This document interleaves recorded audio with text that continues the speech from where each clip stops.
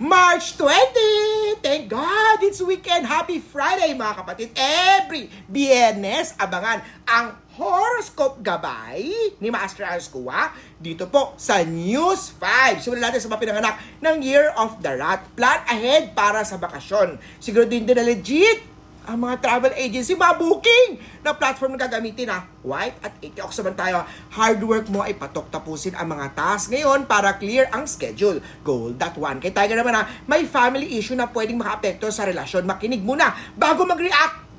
Beige at 4. Kay Rabbit naman tayo. Magandang araw para magplano ng mga bayarin at mag-start o ayusin ang savings. White at 6. Kay Drago na tayo. May pagkakataon na mapagpapakitang gilas.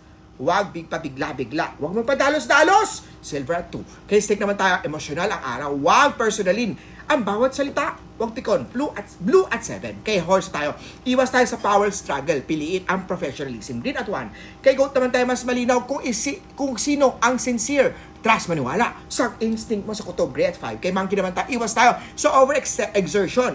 Pahinga muna. Pink at 9. Kay Rooster na magtabi ng maliit na pera para sa sarili. Green at 2. Kay Dog naman tayo, iwasan ang mapanuya na panalita. Yung mga words mo, pagiging tactless mo. Be careful, ingatan, ayusin din na ang tono ng pagsasabi. Brown at 8. Kay Pig na tayo, ayusin ang bills at dues ang ngayong araw. Orange at 2. Muli po, ito po yung gabay.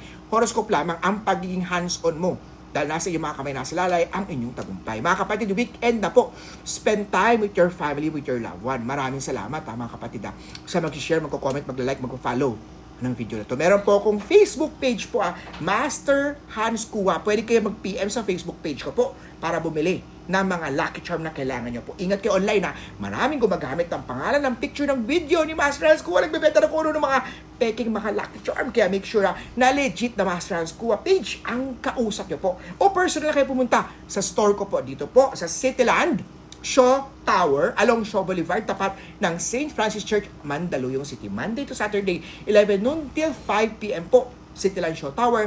Tarot, baraha reading, astrology, birth chart reading, face or hour reading, guhit ng palm reading, cleansing sa sarili, ang mga minamalas mo, cleansing natin, cleansing sa tindahan sa bahay, at mga lucky charm. Master Hans Kua, the Philippines' most trusted #1 best feng shui expert. O paano mga kapatid? Share this video, mag-comment, at happy weekend! Salamat sa pag-follow.